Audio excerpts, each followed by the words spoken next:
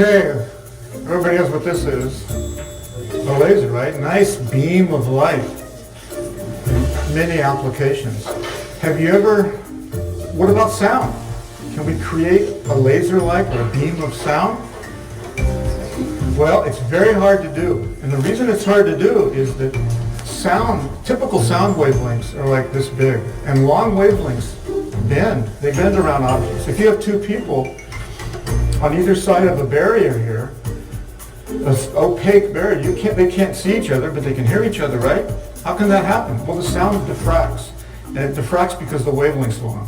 When the wavelength's small, if the wavelength was very small, the sound would just go out here, and this person wouldn't hear. So this makes it really hard to create a beam.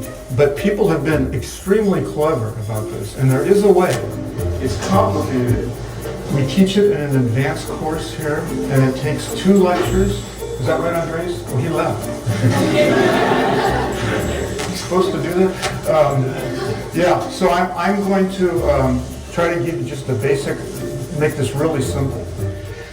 This is called an audio spotlight, and it's only $2,000. And you know who paid for it? Your parents, right? Okay. So what it does is, it has some transducers here, some discs that generate sound, and it puts out 65,000 hertz, 65 kilohertz. How high can we hear? Around 20,000. So you might be able to. You get older? Down around the I don't think even them can. What? I don't think them. I think, yeah. By now they are probably 18 or 17,000. Yeah. So you should have a hearing test. It's important. It's important. So anyway, 65 kilohertz, way beyond ours. Dogs can't hear it. It turns out cats can. Okay, bats, no problem. They're typically, they go up to 100,000 hertz. All right? So we can't hear this. It's going, I haven't turned it on yet. When I do, it's going to blast out a 65 kilohertz beam. Because the wavelength is so small, it doesn't spread. Because 65 kilohertz has a wavelength like that. So it's going to be, in that sense, similar to a laser. It just comes right out as a beam. Now, how do we make that audible? Well, they put a modulation on top of the 65 kilohertz. There's a modulation. And now, here's the next thing I have to tell you. That 65 kilohertz is very high amplitude. It won't hurt you, we don't think. Okay? You certainly can't hear it, and we don't think it'll hurt you. And it's very high amplitude. And what happens when you have 2 sound waves like this, sound plus sound can create sound, but only at high amplitudes. At low amplitudes, sound waves just travel right through each other. You may be sort of familiar with this.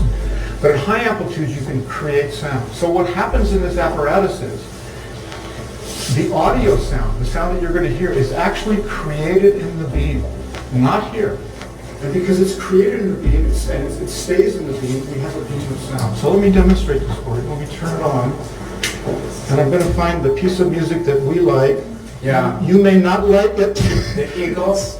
Yes. You like the Eagles? Yes. Okay, good. We have a friendly audience this year. Yeah. I think they're just saying that to make us feel better. Right. All right.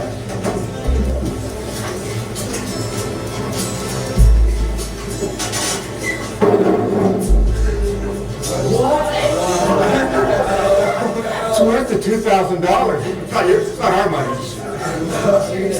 Now, the sound that you're hearing is being created in this beam. It almost sounds like it's coming from your head. So let me try to scan the whole audience here so everybody gets to hear this.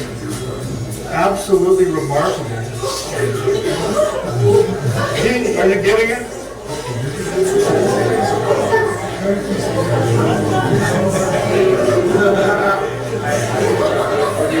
Let's try to, one more thing.